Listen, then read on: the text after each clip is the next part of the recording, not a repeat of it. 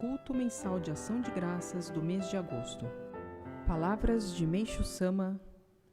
Eliminação de egos e apego. Publicação do livro Evangelho do Céu, volume 1. Ensinamento de Meishu Sama. Eliminação de egos e apegos. Como eliminar? Os problemas complicados ou de difícil solução quase sempre se devem ao ego e ao apego. Ambos coexistem no interior de cada ser humano como se fossem irmãos. Esses dois males são, portanto, a causa das desgraças que atingem todas as pessoas.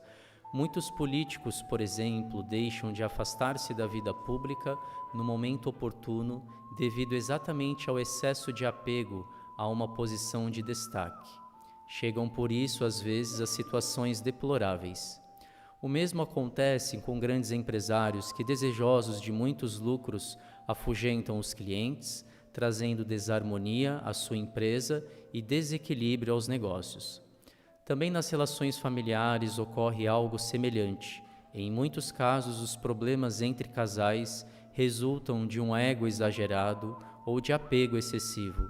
Geralmente, o lado mais insistente acaba sendo repelido. Pode-se ainda verificar que todos os sofrimentos causados aos outros e a nós mesmos advêm de fortes impulsos interiores que acentuam os sentimentos de autovalorização. Por isso, um dos principais objetivos da fé é a eliminação do ego e do apego. Eu mesmo, desde que compreendi tão importante princípio, tenho procurado esforçar-me ao máximo possível para abandonar esses dois males. À medida que bons resultados vão sendo conseguidos, percebo que os sofrimentos diminuem e o nível espiritual se eleva. Pode-se ainda afirmar, então, que o aprimoramento de cada um de nós será cada vez mais elevado quanto maior for o esforço pessoal para a eliminação de egos e apegos. Também a união verdadeira entre os homens só ocorrerá dentro de um nível idêntico de espiritualidade e sem interferência de sentimentos possessivos. Superar o ego.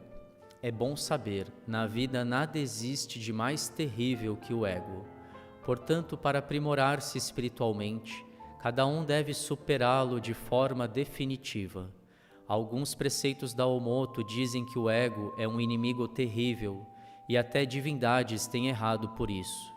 Não é bom, pois, deixá-lo salientar-se. Essa colocação deixou-me bastante impressionado e levou-me a refletir sobre ela profundamente. Numa outra passagem dos ensinamentos da Omoto, encontram-se também estas afirmações. O homem deve, acima de tudo, ser sunao, singelo, obediente. Esse é um conceito muito correto e confirma o que continuamente lhes estou lembrando. Para quem ouve as minhas palavras com singeleza, tudo corre sem tropeços. Fico muito penalizado quando vejo pessoas malograrem por causa de um forte ego. Daí a razão de eu estar sempre reafirmando: para alcançar a verdadeira fé, é preciso, acima de tudo, superar o próprio ego, agir com simplicidade e não mentir. Procurem meditar profundamente sobre essa verdade perene. Paciência, controlar a ira. De acordo com o antigo provérbio, o que é fácil todos suportam, mas a verdadeira tolerância consiste em aceitar o insuportável. Uma outra crença ensina que se deve ter sempre pendurado ao pescoço um receptáculo de paciência e, caso ele se rompa, consertá-lo tantas vezes quantas forem necessárias. Eis uma grande verdade.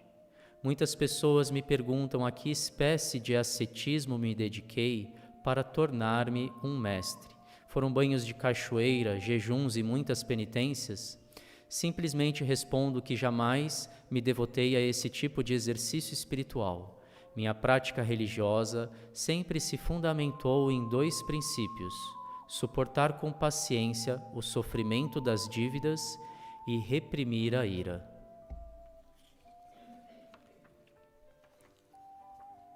Ao ouvir essa resposta, muitos ficam boquiabertos. Contudo, foi realmente assim. Creio que Deus me fez passar por essas provações visando ao meu aprimoramento. Houve até um tempo em que eu encontrava, a todo instante, motivos suficientes para manifestar cólera ou indignação. Ainda mais, além de sempre ter tido um temperamento irascível, durante esse período, uma sucessão de acontecimentos provocavam-me constantemente muita irritabilidade. Assim, certo dia, em consequência de um sério mal-entendido, sofri tamanha humilhação perante grande número de pessoas que não tinha sequer coragem de encará-las, nem conseguia sufocar a minha aflição. Mesmo em tais circunstâncias, tive de comparecer a uma festa para a qual fora convidado e a cujo convite não poderia recusar. Não havendo outra saída, dirigi-me à casa dos meus anfitriões. Tamanho era o meu transtorno que não conseguia concentrar-me no que se passava ao meu redor. Para tentar esquecer tão ingrata situação, pendi um cálice de saquê, uma espécie de vinho de arroz. Na verdade, eu não apreciava essa bebida, assim mesmo tomei-a, tal era o meu nível de intranquilidade. Somente 2 ou 3 dias mais tarde é que pude voltar ao meu estado normal. Contudo, algum tempo depois, vim a saber que, devido àquele desagradável incidente, havia escapado de um grande infortúnio. Tão terrível humilhação livrara-me de um golpe fatal.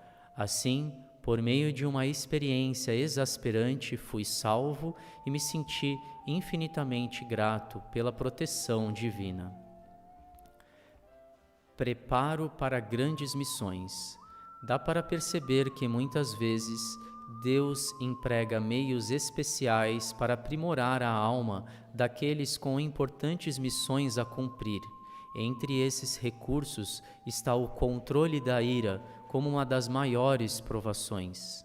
Então as pessoas de fé, quando oprimidas por circunstâncias humilhantes, devem saber que foram escolhidas por Deus para um trabalho especial. Se conseguirem enfrentar o ultraje sem perder a calma nem ficar iradas, é sinal de que já ultrapassaram uma considerável etapa do aprimoramento necessário para cumprir a missão a elas atribuída na obra divina.